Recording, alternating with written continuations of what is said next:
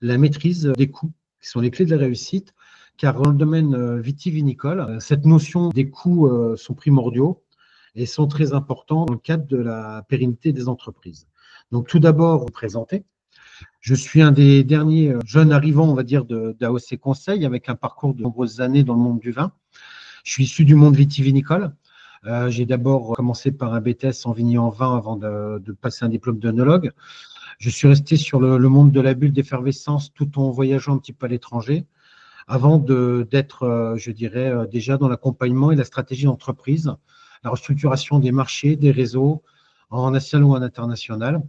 Ensuite, je suis passé par la maison Pernod Ricard dans le cadre de la maison Montpellier-Jouette sur la région Champagne, sur laquelle je suis implanté. À OC Conseil, nous sommes une dizaine de collaborateurs, comme je l'ai dit, au niveau national. On a chacun des régions un peu de prédilection. Et moi, je suis sur le monde un peu de la bulle, donc sur la région Champagne. Vous arrive aussi de pouvoir un petit peu voyager sur d'autres secteurs et d'autres régions. L'avantage d'être issu du monde vitivinicole, c'est d'en connaître aussi les ambiguïtés et les difficultés. La maîtrise des coûts. Je vais vous apporter, on va dire, un peu le déroulement de cette présentation-là.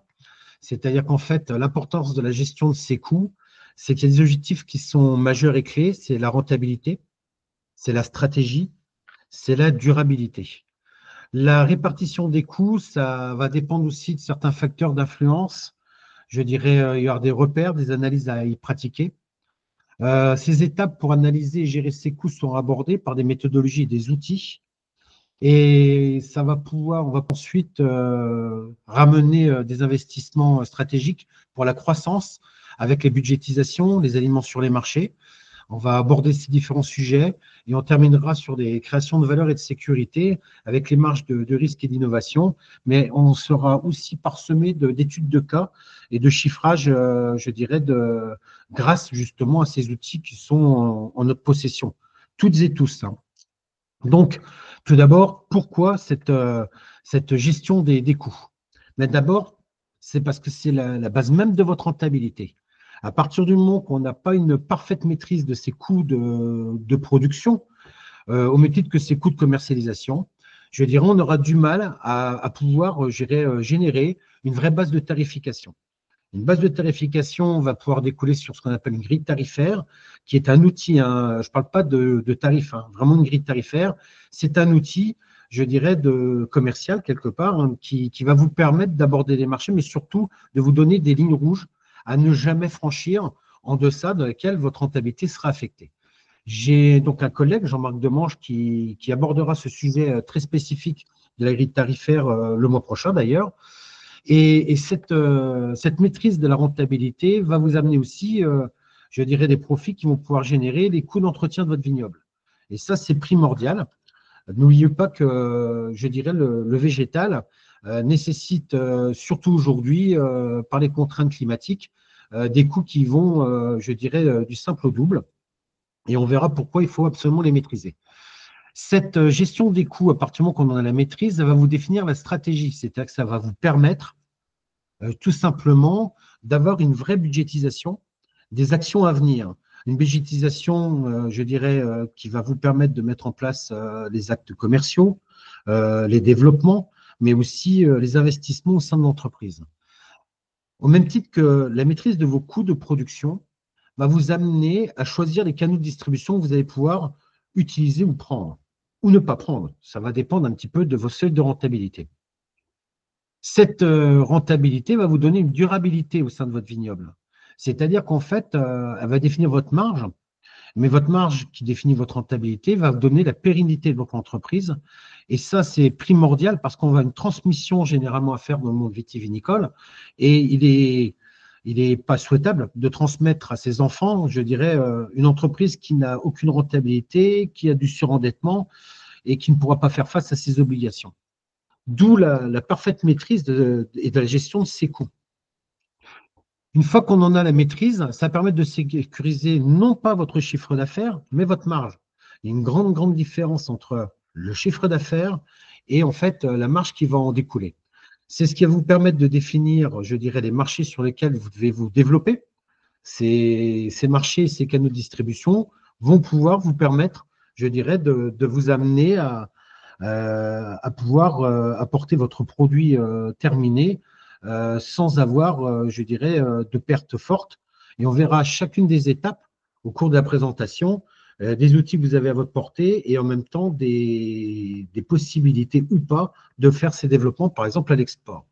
Un domaine viticole, c'est une entreprise avant tout. Et une entreprise, elle se doit d'être rentable. Alors, c'est vrai que généralement, dans le monde, je dirais, agricole et viticole, on s'intéresse des fois au végétal, on va s'intéresser à son développement, mais il faut jamais oublier une ligne de mire, c'est-à-dire que vous êtes des chefs d'entreprise. Et un chef d'entreprise, il doit parfaitement maîtriser ses coûts. Et ça, c'est primordial, quels que soient les niveaux d'entreprise, et le monde viticole on fait parfaitement partie.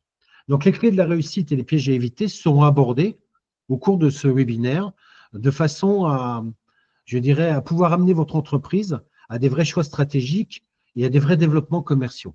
Malgré, on va dire, une conjoncture, je vous le dis, hein, qui est compliquée et des impératifs climatologiques qui sont en parfaite évolution et bien souvent qui ne sera pas dans le bon sens pour l'ensemble du monde vitivinicole. On a eu le cas encore cette année hein, avec des IFT qui ont nettement grandi et des contraintes de maladie qui ont nettement augmenté les coûts de revient et d'entretien du vignoble. Alors, les clés de la réussite, évidemment, ça va être de connaître ses coûts et puis tout ce qui peut les influencer. On va d'abord, je dirais, commencer à parler de ce qu'on appelle les itinéraires techniques, conventionnels, biodynamiques. Quand vous êtes à la tête d'une exploitation, vous allez avoir, on va dire, différents choix. Alors, des choix, je dirais, par idéologie, par passion, par volonté, mais il y a des choix aussi qu'il faut pas oublier, qui sont économiques. Et à partir du moment que vous prenez cette décision de cet itinéraire technique, il faut en connaître parfaitement, je dirais, le coût à venir. Et ça se chiffre grâce à des outils, puisqu'on a des outils pour ça.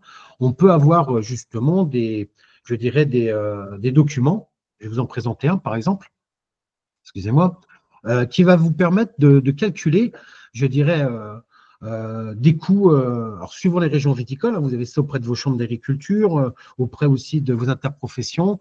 Il y a des présentations, on va dire, sur lesquelles on va on va vous donner, je dirais, des notions de rentabilité et de coût à l'hectare. Et c'est primordial pour vous d'aller chercher ces valeurs et ces coûts pour voir où vous situez. Je dis bien, ça vous permet de vous situer, c'est-à-dire que par exemple, et de vous situer et de vous faire vos choix. On va prendre ce cas de ce tableau, par exemple, où on a, on va dire, des études différentes sur des choix, je dirais, excusez-moi, conventionnels, je dirais zooherbicides ou bio, et très vite, on va se rendre compte qu'on va avoir un impact sur les rendements, et ça, on va l'aborder à différents moments, parce que le rendement va avoir un impact directement sur votre rentabilité, sur vos coûts, et il va y avoir des consignes à respecter pour pouvoir apporter le résultat sur votre exploitation. Et comme vous pouvez le voir, vous avez des coûts aussi qui sont revenus, je dirais, à l'hectare hein, de votre exploitation, qui ne sont pas du tout les mêmes. Donc, à partir du moment où vous allez faire un choix, je dirais, de votre itinéraire technique, le domaine viticole va avoir un impact direct sur vos coûts de revient et votre rentabilité. Et c'est par la maîtrise de ces coûts-là que vous allez pouvoir, je dirais, à terme, savoir sur quel type de marché vous allez pouvoir vous orienter. Hein, c'est-à-dire qu'on ne peut pas aborder avec un rendement à 30 hecto-hectares un marché, je dirais, à bas prix. Malheureusement, parce qu'en fait, vos coûts de production à l'hectare seront élevés et donc vous risquez d'arriver sur une rentabilité qui sera mauvaise. Et ça, c'est extrêmement important parce que ça va vous définir les choix de marché à venir. Donc, une fois qu'on a pu choisir ces itinéraires et commencer à amorcer un petit peu cette étude de coût, je dirais, vous avez justement ces documents, je dirais, qui vous permettent un petit peu de vous situer, mais rien n'empêche à chaque fois de calculer vos propres coûts à vous. N'oubliez pas que ces documents-là ne vous donnent qu'un positionnement où vous pouvez vous trouver. Il y a des documents qui vous donnent la valeur haute, la valeur basse, la valeur médiane. Ça vous permet de voir où vous vous situez. Le coût de production maintenant, c'est ce qui va correspondre ou pas au marché dans lequel vous êtes. Un exemple typique qu'on a pu connaître sur certaines régions viticoles, c'est-à-dire qu'on a, par conviction ou par volonté économique, choisi l'itinéraire biologique. Parce qu'en fait, c'est mieux rémunéré. Pourquoi pas? Mais à partir du moment qu'on connaît le coût, on sait qu'en fonction du marché qu'on va avoir en face, si on doit continuer ou pas. Parce qu'il ne faut pas oublier que même si on a des convictions, la pérennité de l'entreprise, c'est primordial. Parce que si vous rentrez dans un système, et j'ai eu le cas, je dirais, très récemment, je dirais avec pour la troisième année consécutive, pour certains, d'une absence de récolte, ou des rendements qui sont tellement faibles, où le prix de la bouteille ne pourra pas être en correspondance. N'oublions pas qu'on a des marchés qui sont très évolutifs et que sur ces marchés-là, on ne peut pas rentrer dans une gamme de prix de bouteilles. Il faut être en accord avec le marché. Et puis des fois, on a même des marchés qui ne répondent plus du tout à cette demande. Donc faire très attention, je dirais, aux conséquences, je dirais, et de vos coûts et de vos choix. Je dirais les dépenses de vinification et de conditionnement connues. Là aussi, on peut, je dirais, se laisser un petit peu de temps en temps entraîner. N'oubliez pas qu'en face de vous, vous avez des gens qui sont là pour vous vendre, je dirais, des consommables, par exemple, je dirais dans les conditionnements, qui sont là aussi pour vous amener, on va dire, à travailler avec vous, mais qui n'ont pas tout le temps la même notion de maîtrise de vos coûts. Ils partent du principe que vous les connaissez, vos coûts, et que vous les maîtrisez. Et si ce n'est pas le cas, vous risquez de faire des investissements qui seront ou surdimensionnés, malheureusement, ou des investissements dans des conditionnements qui ne correspondent pas à l'état de marché où vous voulez aller. Et ça, c'est des choses que l'on croise assez régulièrement sur ce type de marché. La mise en marché va vous demander une budgétisation précise. C'est-à-dire qu'on n'attaque pas un marché, je dirais, par souhait ou par volonté. On va déjà regarder le marché là où on va aller, mais on va le chiffrer. On connaît ses coûts et on va pouvoir être capable, avec les coûts qu'on a de production, de regarder, je dirais, quelle grille de tarifs on va pouvoir aborder et on va voir un petit peu si on est capable d'aborder ce marché-là en bonnes conditions. La précision de ces évaluations de coûts, c'est vraiment le nerf de la pérennité de votre entreprise. Hein, on n'a pas une notion de coût, je dirais, générale. Il faut qu'à chaque étape, on ait cette parfaite maîtrise des coûts.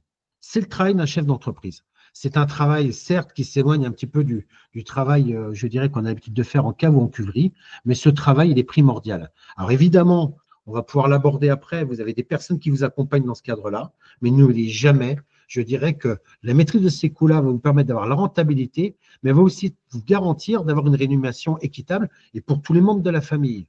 Je croise trop souvent, je dirais, des entreprises vitivinicoles familiales où certains membres de la famille n'ont pas les moyens de se rémunérer parce qu'ils sont partis dans des investissements surdimensionnés, sur des marchés qui ne correspondaient plus à leur évolution de coûts.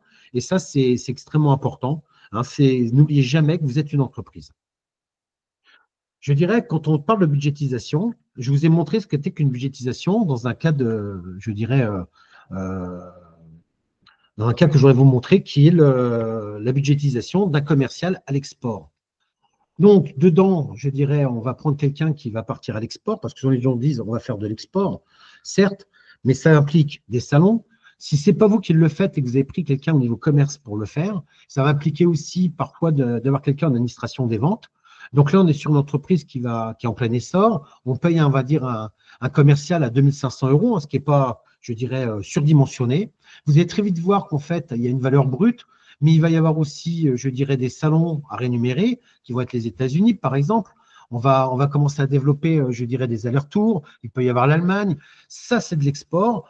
C'est de l'export, du grand export, du moyen export. Mais ça veut dire quoi? Ça veut dire qu'à la fin, vous allez vous retrouver avec un coût d'investissement de 152 000 €. Et si ça, on ne le budgétise pas précisément et qu'on ne maîtrise pas ses coûts, on ne pourra jamais financer ces avancements-là. Et combien de fois on croise des entreprises qui partent à l'export en ayant, je dirais, simplement calculé un coût des salons, mais le jour où ils ont besoin d'avoir quelqu'un qui parte là-bas, il faut le rémunérer. Il y a le temps passé, il y a les avions, il y a les hôtels. Il y a tous ces coûts un petit peu de prospection qu'on oublie de calculer.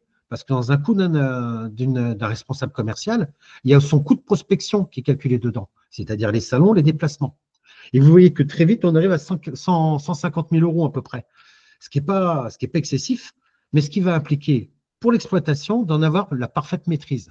Et si on prend par exemple un produit qui est vendu aux alentours de 5 € avec une marge à 25%, ça va vous impliquer de vendre 120 000 bouteilles au minimum. C'est-à-dire que l'exploitation, elle doit faire bon an, mal an, je dirais à peu près entre 15 et 18 hectares à chaque exploitation. Ça sert à ça un petit peu les audits qu'on peut pratiquer, c'est de vous amener, je dirais, à vous rendre compte de déjà, avant de vous lancer sur un marché d'export ou de développement, si vous en avez la capacité. Ça, c'est primordial pour la pérennité de l'entreprise. Donc là, on va repasser sur, je dirais, la gestion, on va dire, rigoureuse, qui sont les clés de la réussite. Une gestion rigoureuse, c'est-à-dire que tous les coûts sont, je dirais, repérés, notés et surtout transmis. Hein, vous avez un cabinet comptable, je dirais, dans le cabinet comptable, on doit lui apporter, je dirais, pour les tableaux de bord suivis, parce que c'est pas à la fin de l'année qu'on se rend compte qu'on a dépassé la valeur de ses coûts, c'est qu'un tableau de bord doit être suivi régulièrement. Comme ça, on a des voyants qui s'allument si toutefois on devait dépasser un petit peu la budgétisation qui était à venir. C'est pour ça que quand on commence dans une exploitation d'avoir la maîtrise des coûts, on est capable de budgétiser. Savoir la connaissance parfaite de ses coûts, de ses consommables, c'est aussi des outils, comme je vous l'ai dit, qui vont vous aider à travailler dans ce domaine-là. Dans ces outils-là, il y a évidemment le cabinet comptable, et ça, c'est vraiment important. Ce comptable doit être vraiment, je dirais, la continuité du domaine, et avec ce climat, je dirais, d'échanges réguliers. Vous avez les analyses de données, c'est, je dirais, tout ce qu'on peut trouver, je dirais, au niveau des interprofessions. C'est aussi des référentiels que vous allez avoir. Ces analyses de données, ces référentiels, ils sont primordiaux parce que les analyses de données, c'est ce qui va définir réellement l'itinéraire technique, c'est ce qui va définir votre organisation et les investissements, je dirais, à venir. Donc, ces analyses-là, elles sont primordiales. Et ça sert à ça aussi parfois de se faire accompagner. Hein, je dirais les audits, ça sert à savoir où vous êtes, mais où vous voulez aller et comment vous pouvez y aller, si vous pouvez y aller. C'est primordial dans la pérennité de l'entreprise. Et ça, je dirais, va vous permettre d'avoir la marge par client et par canal. C'est-à-dire qu'en fait, vous verrez qu'il y a des catégories de flaconnage, de bouteilles ou de marchés où vous pourrez aller ou pas aller. Et ça, c'est vraiment l'essentiel de la maîtrise de ces coûts. Ces analyses, elles ne pourront se faire qu'avec une information juste et justifiée. Combien de fois on croise des exploitations, et c'est pour ça que quand on fait des audits, on va très loin, je dirais, dans le chiffrage, parce qu'en fait, on n'a pas les éléments, je dirais, qui sont tout le temps, je dirais, justes et dûment justifiés. Donc, tous les pièges qui vont être à éviter, justement, dans la maîtrise de ces coûts-là, ça va être la mauvaise gestion des rendements, j'en ai parlé tout à l'heure. C'est-à-dire qu'en fait, si, et parfois, je dirais, il y a un sentiment humain, c'est-à-dire que c'est les vignes de l'arrière-grand-père qui font 15 hecto-hectares, les pieds, il faut les changer, ils ont un rendement catastrophique. Oui, mais ça ne doit pas pénaliser votre entreprise. Alors oui, il y a un rendement à 15 hecto-hectares, si on vend la bouteille à 100, 120 euros, il n'y a aucun problème. Ça peut être un argument. Mais si ce n'est pas le marché sur lequel vous êtes, il faut prendre tout de suite l'initiative de le rendre rentable. Ces rendements, c'est important. On a une phrase qui représente bien les rendements. Cette phrase, elle est importante hein, parce qu'on dit toujours qu'en fait, au niveau des rendements, il faut absolument pas baisser ces rendements-là. Hein, vaut mieux se séparer d'un nombre d'hectares que de baisser les rendements. C'est important. Alors évidemment, je viens de la région Champagne, ça ne s'applique pas tout le temps, hein, je dirais, se séparer je dirais d'une partie du vignoble, mais il y a des secteurs, je dirais, et des régions viticoles, ils ne peuvent pas se permettre de baisser les rendements par rapport au coût qu'on peut acheter leurs marchandises. Il vaut mieux des fois se séparer d'une partie, je dirais, de la production, parce qu'en fait, le coût à l'hectare, il sera toujours présent, il ne faut pas le démultiplier, et il ne faut surtout pas le ramener à un rendement trop faible. La mauvaise gestion de la masse salariale, ça aussi, c'est un facteur que l'on croise assez régulièrement. C'est-à-dire, on va faire appel à des prestataires et on ne régule pas sa masse salariale. Ou alors, on va avoir une masse salariale surdimensionnée par rapport à des changements, on va dire, de système culturel. Les coûts des consommables, non maîtrisés, surtout non négociés. N'oubliez pas qu'au niveau des consommables, vous avez aussi des vendeurs. Ils sont là aussi pour faire de la marge. Et parfois, sur certains secteurs, je dirais, ils sont là aussi pour vous rajouter le plus de la vente. On vend un produit A, si on peut vous mettre le produit B avec, il n'y a pas de souci. Mais est-ce que ce produit B-là vous est utile sur le réseau où vous allez aller?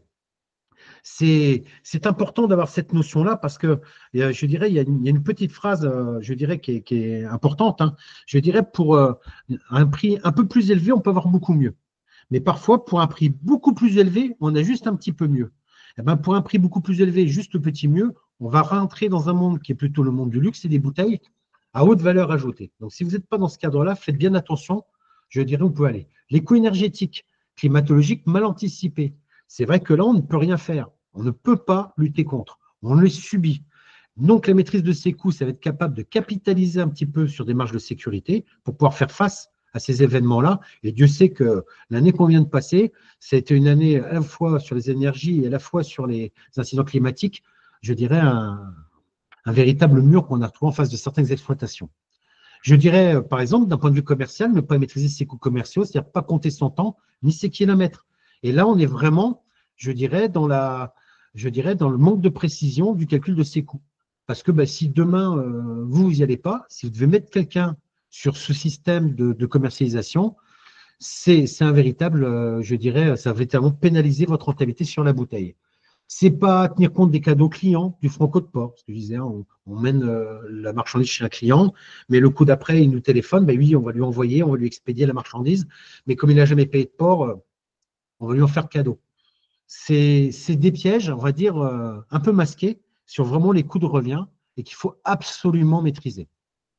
La rentabilité, elle sera plus en accord avec vos marchés si vous ne respectez pas, je dirais, ces pièges, si vous n'y faites pas attention. Et ça, je dirais, il ne faut pas attendre la fin d'un bilan pour pouvoir s'en rendre compte. C'est pour ça que je dis toujours, il faut avoir cette maîtrise, cette précision des chiffres et des coûts à chacune des étapes et y être très vigilant. Je dirais, la stratégie de valorisation et d'investissement, c'est la maîtrise de vos coûts qui vont permettre de faire votre construction de la grille tarifaire. Si vous ne connaissez pas vos coûts exacts de la production de votre bouteille, vous ne pourrez pas construire une grille tarifaire. Une grille tarifaire, ce n'est pas des tarifs, c'est vraiment un outil de commerce qui va vous donner, je dirais, les zones où vous devez aller et là où vous devez emmener vos produits. J'ai un collègue, Jean-Marc Demange, qui vous fera le mois prochain justement un webinaire sur la grille tarifaire et vous verrez que c'est un sujet qui va être abordé, la maîtrise de ces coûts. Ça va être aussi la création d'une marge spécifique requise par type de client. C'est-à-dire qu'en fait, votre marge, si vous allez sur la grande distribution, si vous allez sur le luxe, si vous allez sur de l'export, c'est tout ce qu'on a pu voir dans les coûts d'investissement. Il va falloir le répercuter, je dirais, sur votre tarif. C'est la maîtrise de la gestion financière qui a créé votre marge, je dirais, de sécurité. C'est-à-dire que votre gestion financière, si elle est rigoureuse, vous allez pouvoir mettre de l'argent, je dirais, de côté. Vous allez pouvoir mettre de l'argent, on va dire, en sécurité quelque part pour les aléas. Alors, je dirais, ou à éviter un investissement qui était prévu et le décaler d'une année. Ça fait partie justement de la maîtrise de ces coûts. Vous pourrez budgétiser vos actions, qu'elles soient commerciales, qu'elles soient, je dirais, dans le développement vitivinicole. Ça va permettre de pouvoir, je dirais, pérenniser un recrutement d'un commercial, comme je vous ai montré tout à l'heure.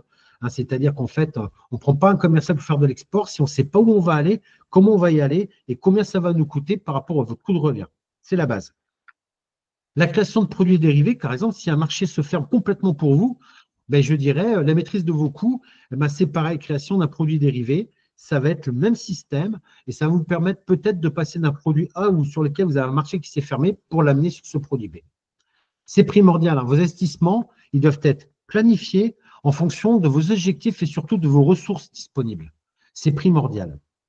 Je dirais, dans une étude de cas, par exemple, je vais vous grandir ça, parce que là, je l'ai attrapé, on va dire, en capture d'écran de ce qu'on peut avoir, par exemple, dans vos référentiels. Vous voyez, là, ici, vous êtes sur un référentiel où, par exemple, vous avez la valeur minima d'une production, la valeur maximale d'une production, la valeur médiane. Je dirais, ça vous permet, vous, dans vos calculs de coûts, de savoir où vous situez.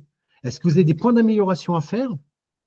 Si, par exemple, vous êtes déjà à 6 000, c'est bien, vous êtes vraiment dans la monnaie basse. Mais si vous êtes, par exemple, à 19 000, faites attention, vous êtes dans la monnaie trop haute et ça va vous pénaliser. Maintenant, si vous êtes sur des bouteilles avec des marchés qui peuvent réclamer ce système, je dirais pourquoi pas. Mais à mon avis, c'est là justement que les audits sont importants pour savoir où vous vous situez par rapport, on va dire, aux investissements qui sont à faire, que vous pouvez faire. Et souvent, on se rend compte qu'on a justement ce problème un peu je dirais, de la gestion des coûts. Dans les cas de figure, par exemple, dans un cas, par exemple, la Champagne, sur laquelle j'ai eu le cas il y a 2-3 jours de ça, où on a des prix du kilo de raisin qui sont, je dirais, on va dire à peu près aux alentours de 2,20 €, 2,30 €. J'ai vu des gens qui étaient à plus de 3 euros, 3,50 €, presque 4, par des investissements de matériel surdimensionnés. Et on a quand même un vignoble qui est juste à côté, je dirais, en Crémant, sur lesquels ils arrivent à descendre à 1,30 € ou 1,10 €. Je dirais, il y a toujours des leçons à retenir de l'environnement où vous vous trouvez. Et ça va vous permettre de vous situer grâce à ces outils-là. Surtout, ne vous privez pas d'aller voir ces outils-là. Ne vous privez pas de faire des audits en interne, voire même de les extérioriser, parce qu'en fait, ça va vous permettre de faire vos choix et de voir parfois où vous vous situez, parce qu'on peut être pris dans son développement vitivinicole et puis petit à petit, légèrement glisser. Et ce glissement-là, c'est l'augmentation de vos coûts. Donc, cette précision et cette maîtrise de vos coûts, elle est primordiale. Je dirais, c'est un travail qui structure l'entreprise, la maîtrise de ses coûts. Vous êtes des chefs d'entreprise qui, à la fois, avec plusieurs casquettes, vous avez la casquette du vigneron, du côté viticole, du vinificateur, je dirais du commercial, mais aussi du chef d'entreprise, donc du gestionnaire. Et il n'y a aucune entreprise aujourd'hui qui peut se permettre, je dirais, de ne pas avoir cette maîtrise de ses coûts de production et commerciaux. Je dirais, c'est un travail qui se fait sur la durée, elle se fait avec beaucoup de précision. C'est souvent là où, justement, un audit peut vous aider, parce qu'on a affaire des fois en disant, oui, ben, je fais à peu près, non, fais pas à peu près, ou un cabinet qui va vous donner un prix moyen de la bouteille, mais il ne tient pas compte des gros flaconnages, c'est un prix qui est linéaire. Non, il faut rentrer dans le détail, parce qu'à chaque fois, vous avez un marché qui va vous correspondre. Et ça, c'est extrêmement important. C'est un travail qui va vous apporter et la sécurité et la profitabilité. N'oubliez jamais ça. Votre entreprise, elle a besoin d'être rentable. Il y a des secteurs, alors évidemment, il y a des régions viticoles où c'est crucial et c'est primordial. Il y a d'autres régions, je suis un peu privilégié, je dirais quand on est sur la Champagne, mais sur la Bourgogne des Grands Crus, c'est aussi les mêmes problématiques. On a des banques qui vont être capables de vous prêter de l'argent, même si votre rentabilité, elle est un petit peu en deçà de ce qu'elle devrait être. Parce que vous avez de la terre, vous avez des patrimoines immobiliers qui ont de la valeur.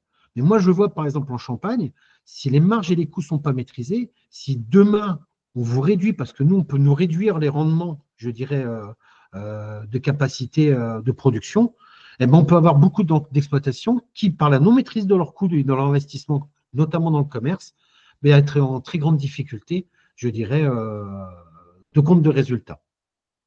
Excusez-moi. Donc ça, c'est stratégique. Toute exploitation, tout domaine vitivinicole a besoin d'avoir cette maîtrise stratégique.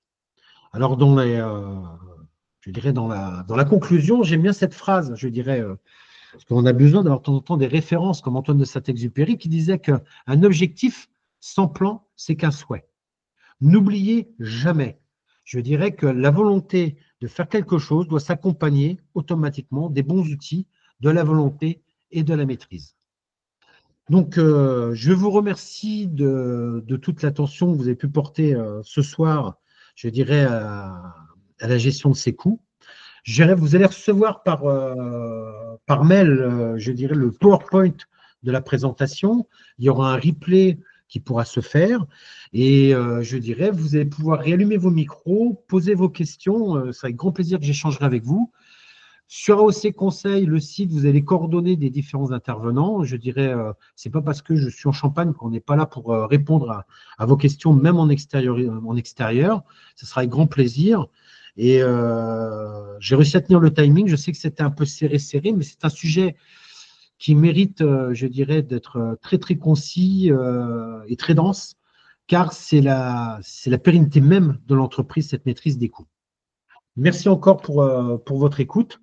Et puis, écoute, n'hésitez pas à ouvrir vos micros et à poser vos questions. Je suis là pour ça. Merci bien.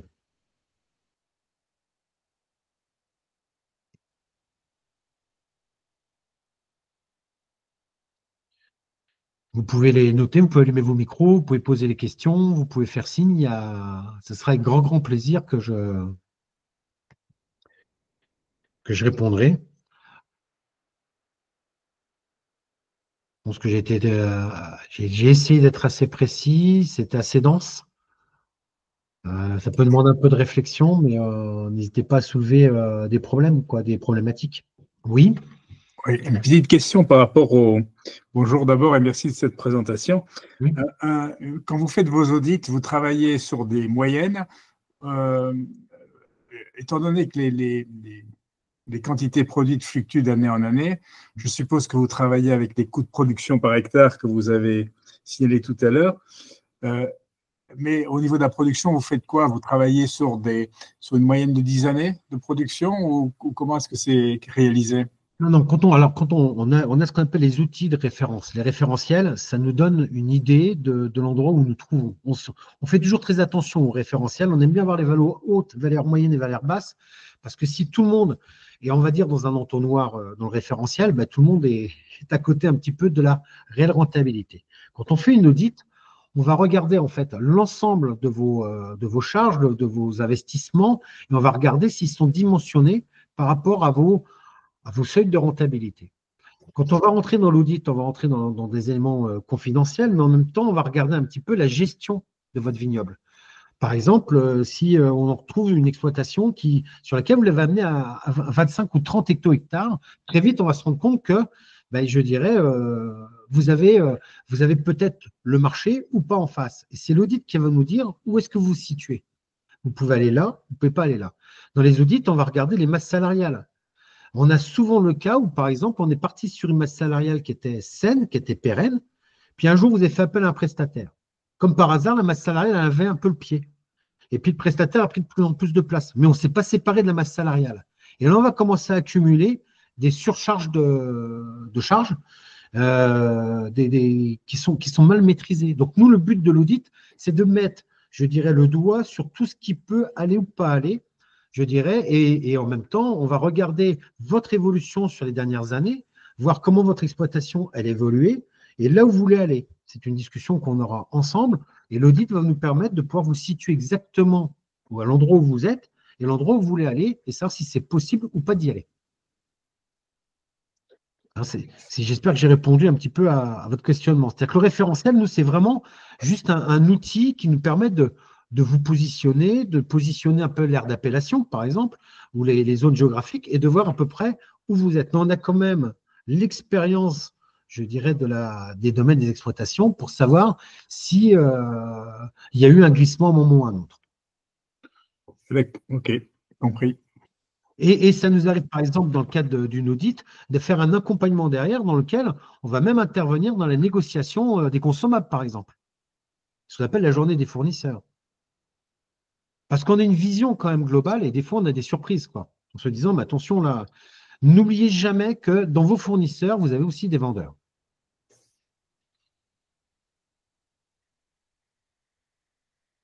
D'autres questions?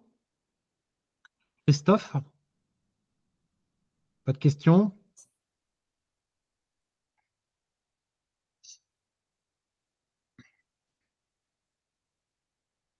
Non, toujours pas.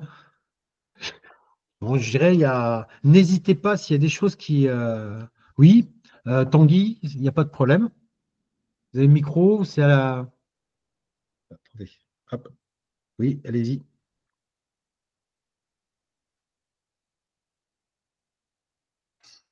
Les règles repères, pourcentage de marge minimum. Oui, vous avez, on va dire, dans les différents éléments que vous avez, dans les différents outils, parce que la question elle était, est-ce qu'on a des repères avec des pourcentages de marge minimum, je dirais, sur les grilles tarifaires, sur les coûts de revient.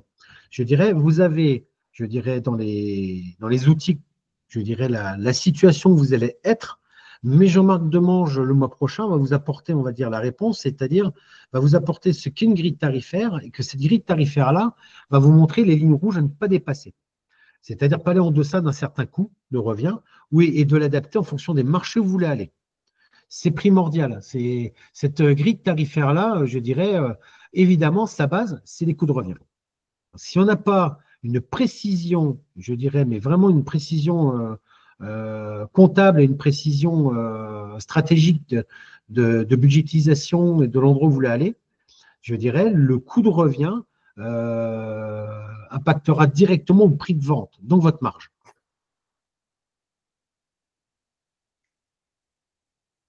Les pourcentages de marge, va vous donner, seront à définir en fonction et des marchés où vous voulez aller. Évidemment, si vous êtes sur des marchés, je dirais, très serrés en termes de prix ou de tarification, hein, dans les questions qu'on m'a posées, hein, les pourcentages de marge, je comprends, je dirais, la question, mais si on veut, je dirais, si on veut augmenter un petit peu ces marges, ça va être de la valorisation et c'est d'aller chercher peut-être d'autres canaux supplémentaires par rapport à des canaux où c'est resserré. Alors, je sais aussi qu'il y a des crises hein, dans le sectoriel. Hein. Il y a des régions viticoles qui sont plus impactées que d'autres. Dans ces cas-là, ça va être votre itinéraire, ça va être la réduction de vos coûts. Et donc, évidemment, la maîtrise de vos rendements. Souvent, je dirais, l'impact viticole est très, très important et la non-maîtrise des coûts commerciaux. Avez-vous d'autres questions?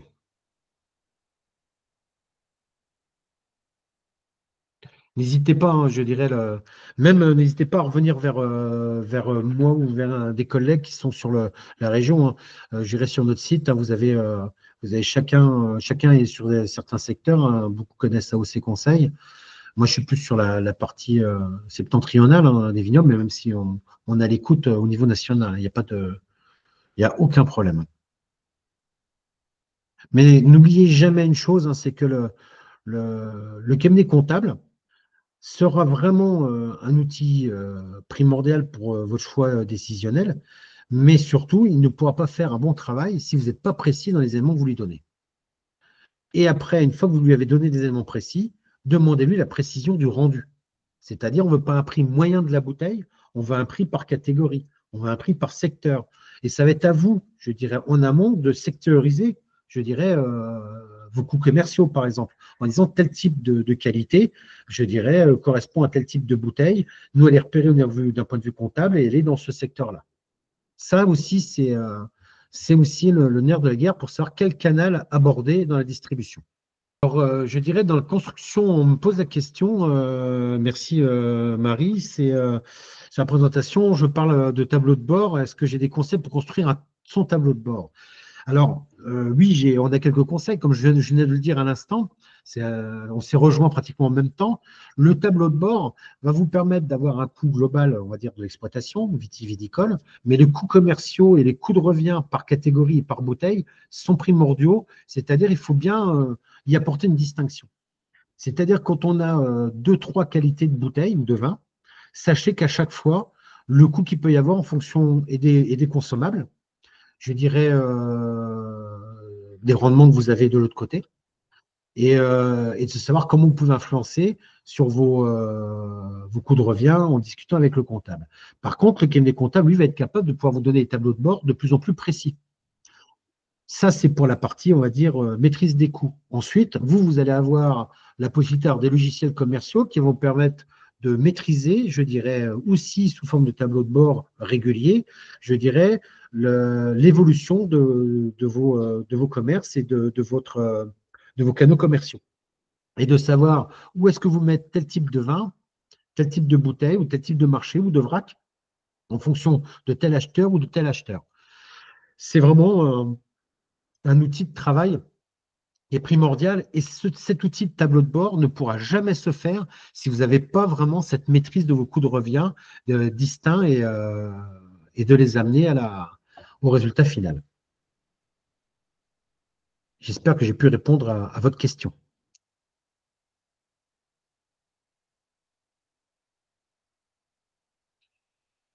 Tout tableau de bord, hein, c'est toujours en fait un rapport entre mes investissements, mes dépenses, les coûts et de l'autre côté, l'acte de commerce et la vente.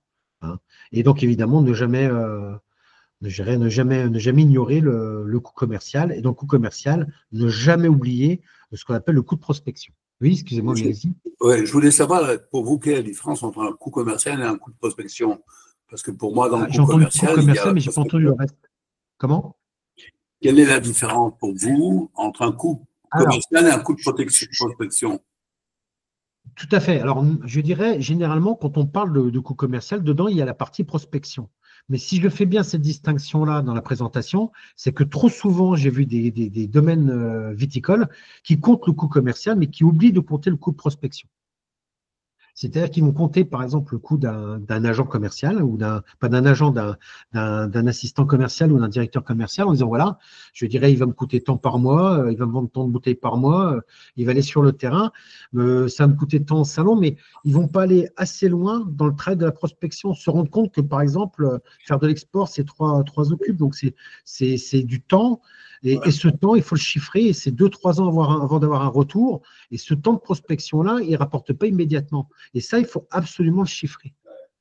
Et je suis entièrement d'accord avec vous que dans un calcul de coût commercial, la prospection fait partie. Mais j'insiste bien sur le fait de bien le distinguer pour que les gens ne l'oublient pas. Parce que je le croise souvent, ça, des gens qui ont oublié le temps de prospection ou le coût prospection, quoi. Non, mais je dirais, c'est un piège assez classique de ne pas maîtriser ou ne pas tenir compte des coûts de prospection qui peuvent être longs. Combien de fois j'ai entendu, oui, bon, écoutez, je vais faire de l'export dans 6 mois ou 1 an, ça va me rapporter combien? Non, c'est pas comme ça qu'il faut aborder le problème. C'est savoir combien on peut investir, combien on est prêt à investir, combien on a la possibilité d'investir avec toutes ces maîtrises de coûts, justement.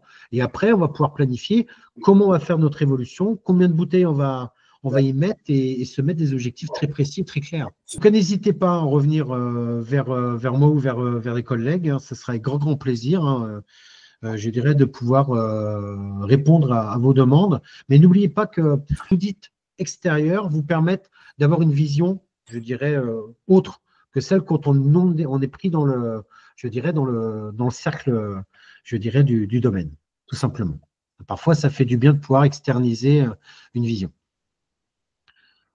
Voilà. Mais écoutez, je vous en remercie bien. Je vous souhaite une bonne soirée et puis au plaisir de pouvoir, j'espère, vous recroiser ou communiquer avec vous.